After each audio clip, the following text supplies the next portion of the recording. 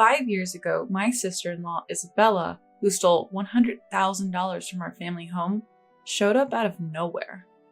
I'm moving back in with my husband and in-law, so you'll need to leave. Excuse me? There's no family home left, you know. Isabella seemed confused. Huh? So here's the backstory. I'm Rachel, just turned 30. 6 years ago, I met Owen at work, and we got married and I left my job. Owen and I decided to live in the guest house on my parents' property. The guest house is spacious and is close to Owen's workplace, so he was totally fine with the idea. I have a younger brother named Joshua. In high school, he even played in the state championship for American football, but never turned pro. Or rather, couldn't. But he was pretty popular locally and among the ladies, so he got married to Isabella a year before I did, and they also lived on the family property. Isabella was stunning. She could have easily been a model. Joshua fell head over heels for her. However, after marrying Joshua, Isabella showed her true colors and was always arguing with him. And then 5 years ago, she took off with $100,000 that was stashed in Dad's room. Even though it was a full-blown crime, Dad didn't want to make a big deal, so he didn't report it to the police. Joshua was desperately searching for Isabella, but never found her. About 3 years after Isabella disappeared, Dad suddenly passed away due to an infectious disease. Then, just 2 weeks later, Mom also died from the same disease. Losing both parents so quickly, I couldn't easily accept the reality. Neither could Joshua, and we were both in a state of shock. It took us about a month to come to terms with our parents being gone. Joshua, it's just the two of us now. Why didn't you take over the house? He didn't respond. After a while, he finally said, Rachel, I'm thinking of leaving this place. And that took me by surprise. Wait, why is that? Well, my high school buddy owns a hotel by the sea and has been asking me to help him out for a while, so I'm thinking of working there. If that's what you want, Joshua, I won't object. A few days later, Joshua moved to the seaside town. After he left, I felt lonely looking at our empty family home where both my parents and Joshua used to live. Owen noticed and said, Rachel, you look lonely. Hearing that from Owen, I broke down crying and he gently hugged me. After a moment, Owen suggested, how about we rent an apartment somewhere and move? I was glad Owen offered that. Yes, let's. This place feels too big and lonely. So what do we do with this house? We can't leave it empty. Rent it or sell it? Let's sell it, but I'll inform Joshua first. All right, I'll get the process started. Thank you. I tried calling Joshua's cell to tell him about selling our family home, but his phone was off. I called the hotel he was supposed to be working at, and a friend told me he had suddenly canceled and had been unreachable ever since. Unable to contact Joshua, I was unsure what to do. In the end, I told Owen to proceed with selling the house. Owen contracted a real estate agent he knew. And to our surprise, the house sold quickly and for a great price, leaving both Joshua and me with a hefty inheritance. I wanted to tell Joshua, but I couldn't get in touch with him. 2 years passed. One day, Owen came home with a serious look on his face. A colleague at work said he saw Isabella. This colleague had attended our wedding, where he'd seen Isabella. She had been a standout beauty at the wedding, leaving a lasting impression. Where did he see her? After seeing a movie with his wife, they went to a nearby coffee shop. She was there drinking coffee alone. What was she doing? Looked like she was waiting for someone. So she had an appointment with someone then. Seems like it. But why appear now? I wonder where she's been all this time. What happened to the money she took? It's probably all gone. Should we tell Joshua about this? I think it's better we don't. It would be cruel to bring up old memories, especially when he's finally moved on. So we decided not to tell Joshua about Isabella. It's not like anything would change for Joshua if Isabella came back now, but Isabella's story didn't end there. A week after my coworker spotted Isabella, I got a surprising call from her. I didn't recognize the number on my phone, so I answered, wondering who it could be. Long time no talk, Rachel. How have you been? Her voice was upbeat, but to me, it seemed careless. I couldn't identify who it was. Who is this? Forgot my voice already. It's me, Isabella. I was so shocked that for a moment, I couldn't find the words to respond. Finally, I spoke, my voice icy. What are you doing now? Rachel, are you mad? Well, I guess that's understandable. Isabel chuckled on the other end of the line. Where are you right now? I'm in a coffee shop near the cinema, you know, where Owen's coworker saw me. Isabella knew she had been seen. Why didn't you contact me sooner then? Well, there were some complications. By the way, Rachel, can you come over here? Right now? Yes. I had no other plans, so I decided to go. Fine, I'm coming. I quickly got ready and headed to the coffee shop where Isabella was waiting. I arrived about 30 minutes later and reunited with Isabella for the first time in 5 years. She looked as stunning as ever, even more so than before, drawing admiring glances from men around her. Once I sat down and ordered coffee, Isabella spoke bluntly.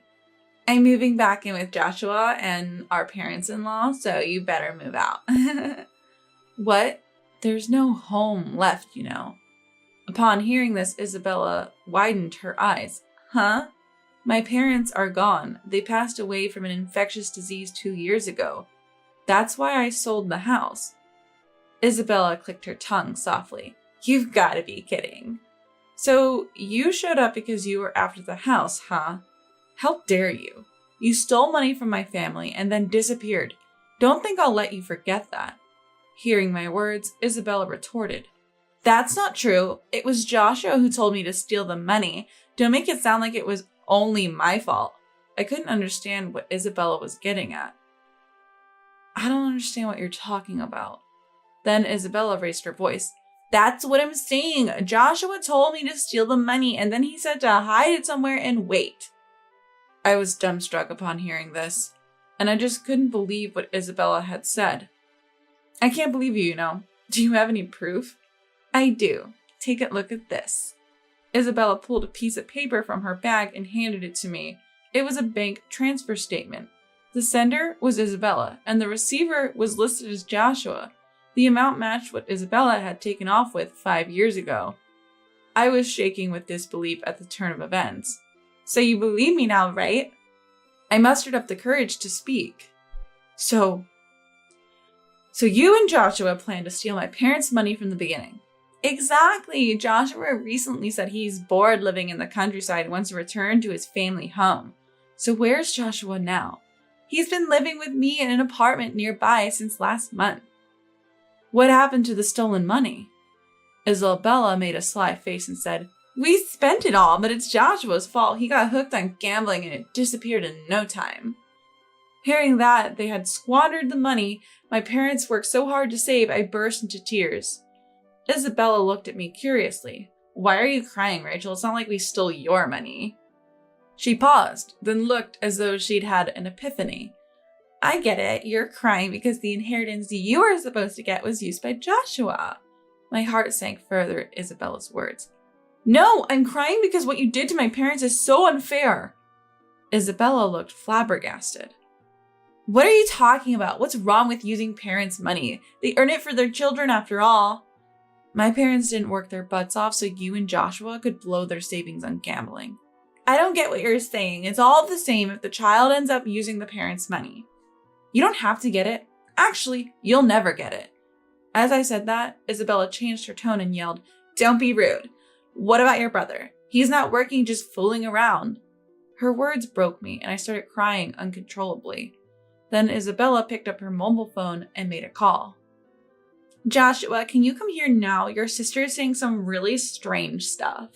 Isabella told Joshua to come here, but from what I gathered, Joshua seemed to have declined. Fine, never mind, I'll tell her that. And by the way, your sister is mad. Isabella hung up. Joshua says he won't come here. Seems like he doesn't want to see you. That makes sense. He's been lying to me all this time. If I see Joshua again, who knows what I'll do. Wow, scary. Tell me where Joshua is now. Fine, I'll tell you, considering I've lost my family home and I'm fine with leaving Joshua now. I felt sorry for Joshua being misled by such a heartless and frivolous woman, but still couldn't forgive him for squandering my parents' hard-earned money. The next day, I went with Owen to the place where Isabella said Joshua was staying. It was a cheap apartment with shared kitchens and bathrooms. I knocked on the shaky wooden door. I heard a TV playing inside, but no one answered. Owen knocked harder. The TV went silent, as if someone inside was holding their breath. Owen pushed open the door with ease, revealing Joshua inside with untamed hair and a scruffy beard. Shockingly, Isabella was also there, lying on a grimy bed. "Joshua, long time no see. What are you doing here?" "As you can see, nothing much." "I thought you were working at a friend's hotel." "Yeah, that might have happened." "Is it true that you gambled away the family money?" Upon hearing this, Joshua suddenly turned to Isabella and yelled, "What the hell did you say?" "I only told the truth." "So what did you say?" "That you love gambling." Joshua's face turned beet red with anger. "So it sounds like I'm the only one who used the money?" "Pretty much." "Don't lie. You also bought tons of jewelry and designer bags." Joshua grabbed a nearby beer bottle and moved toward Isabella on the bed. Feeling threatened, Isabella quickly stood up and hid behind us. "Hey, come over here." Owen snatched the beer bottle from Joshua's hand. "Calm down. That's not acceptable." "And what are you saying, ignoring your own faults?" "What did you say?" "Isabella, please be quiet. You're just provoking Joshua." "Listen to me too." "What?" "I found out later that Isabella stole money. I told her to return it and she transferred it to my account. But then she used my credit card number to buy famous brands of bags and perfume, spending about $50,000. "That's awful." "Exactly. That's why I was working at my best friend's hotel trying to save up and repay it. But Isabella said that with my hotel salary, it would take decades to repay it all." Joshua started to cry and couldn't finish his sentence. I walked over to Joshua and comforted him by patting his back. "I understand." Joshua said, his voice shaky with tears. "I'm sorry, Rachel. Isabella told me that gambling would be an easy way to make money. I got carried away and ended up using all the money." Tears streamed down Joshua's face as he spoke next to me. However, Isabella looked at him with disdain. "What are you talking about? You're just acting too." "I'm not lying. I know it's also my fault for letting myself be swayed by what Isabella said." "I believe you, Joshua." "Do you have any proof that I stole the money all by myself? If so, show it." Joshua looked frustrated, but then his face lit up. "Actually, I might have some evidence." "No way you do." "Rachel, I think my old phone has text messages from Isabella saying she took $100,000 from Dad's room, and it should have the messages where she said I should just gamble to make money." Hearing this, Isabella's tone changed. "I only mentioned gambling as a hypothetical. I never thought you'd actually do it. But it still serves as evidence that you took the money without consulting anyone." "Joshua, where's your old phone?" Joshua looked distressed. "I don't know where it is because it's an old phone." "Where is your stuff then?" "I had planned to work at a friend's hotel, so I sent my stuff to their place, but I canceled without telling them, so they might have thrown it all away." Isabella's face showed relief. "Joshua, call that friend and ask if they still have your things." "I broke a promise with my best friend, so I'm hesitant, but I'll give it a try." Joshua left to make the call in the corridor, because the reception was poor inside the apartment. But after a while, Joshua returned. "Looks like we're good. They kept all my stuff. I asked them to charge the old phone and forward the messages from Isabella." Isabella stood up abruptly and shouted, sobbing, "I'm leaving. I'm never coming back here." "You're staying right here until the messages arrive." Owen quickly moved in front of the door to block her exit. About 30 minutes later, Joshua's phone buzzed. It was a message from his friend. Joshua showed me and Owen the message, which clearly indicated that Isabella had stolen the money. When I looked at Isabella, she was burying her face in the bed and crying. "It's all out now. With this evidence, I plan to report you to the police." Isabella cried out, "Please forgive me. I'll work and I'll pay it all back." "You took a big game, but I bet you'll just run away when the going gets tough." "That's not true, I swear." "Sorry, but I know you better than anyone. You can't resist buying things you want." "I won't buy anything anymore, I promise." "Do you really mean that? I promise?" Sitting like that, are you actually sorry? Isabella was lounging on the bed, legs thrown carelessly to the side. Realizing her posture, Isabella quickly sat upright, but I continued. "If you're genuinely sorry, then show it." Finally getting it, Isabella straightened up, placing her hands on her lap. I am truly sorry. I will pay back every penny no matter what. All right. Write that down, and at the bottom put that if you don't pay back the full amount, I have the right to go to the police.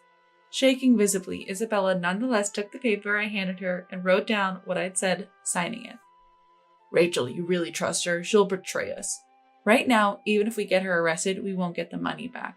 She'll work it off and repay us, or else she'll answer to our parents in heaven. Okay, fine, you're right. And Joshua, don't forget you also need to repay the money you spent gambling. I know. I'll work at my buddy's place. A month went by.